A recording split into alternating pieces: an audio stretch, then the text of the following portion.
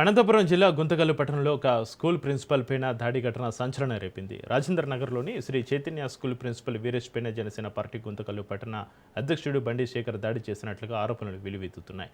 తన కుమార్తె చదువుతున్న స్కూల్లో గత సంవత్సరం నుంచి ఫీజు బకాయి ఉన్న నేపథ్యంలో ప్రిన్సిపల్ ఫీజు చెల్లించాలని కోరగా వాగ్వాదం చోటు చేసుకున్నట్లుగా సమాచారం. ఇప్పటికే ఫీజులో 50% రాయితీ ఇచ్చినప్పటికీ కనీసం కొంతైనా ఫీజు చెల్లించాలని అడిగినందుకు బండి శేఖర్ ఆగ్రహానికి గురై ప్రిన్సిపల్ పైన దుర్భాషలాడుతూ దాడి చేసినట్లుగా బాధితుడు వీరేష్ తెలిపారు.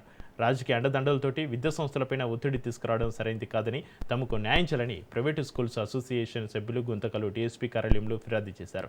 బండి శేఖర్ పైన క్రిమినల్ కేసు నమోదు చేసి కఠిన చర్యలు తీసుకోవాలని వారు డిమాండ్ చేస్తున్నారు. ఈ ఘటన స్థానికంగా తీవ్ర చర్చకు దారితీస్తుంది. శ్రీ చైతన్య స్కూల్లో ప్రిన్సిపల్ వీరేష్ గారిపై జరిగిన దాడిని Andhra Pradesh privates association schools association తరఫున తీవ్రంగా ఖండిస్తూ వారికి పూర్తి సంఘీభావాన్ని తెలియజేస్తున్నాం. ఈరోజు గుంతకల్ డిఎస్పీ గారికి రిప్రజెంటేషన్ కూడా ఇవ్వడం జరిగింది.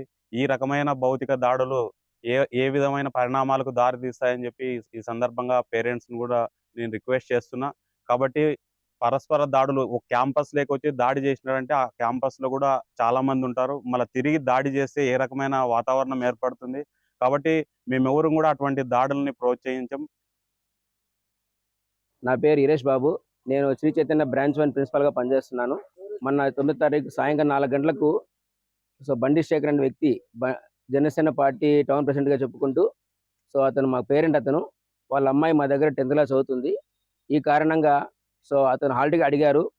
కొద్దిగా ఫీజు పెండింగ్ ఉంది, ఇంతవరకు కట్టలేదు, దయచేసి కట్టమని అడిగితే కట్టకుండా నేను కట్టనని చెప్పేసి నా మీద దుర్భాషలాడుతూ భౌతిక దాడులు చేశారు. ఈవెన్ ఆడవాళ్ళు ఉన్నప్పటికీ కూడా చూసుకోకుండా దుర్భాషలాడుతూ అగౌరవపరిచారు. దానికి మనస్తాపానికి గురై నేను ఈరోజు గౌరవమైన డిఎస్పీ గారికి ఒక కంప్లైంట్ ఇవ్వడం జరిగింది. దీని మీద పోలీసు వారు కఠిన చర్యలు తీసుకుంటామని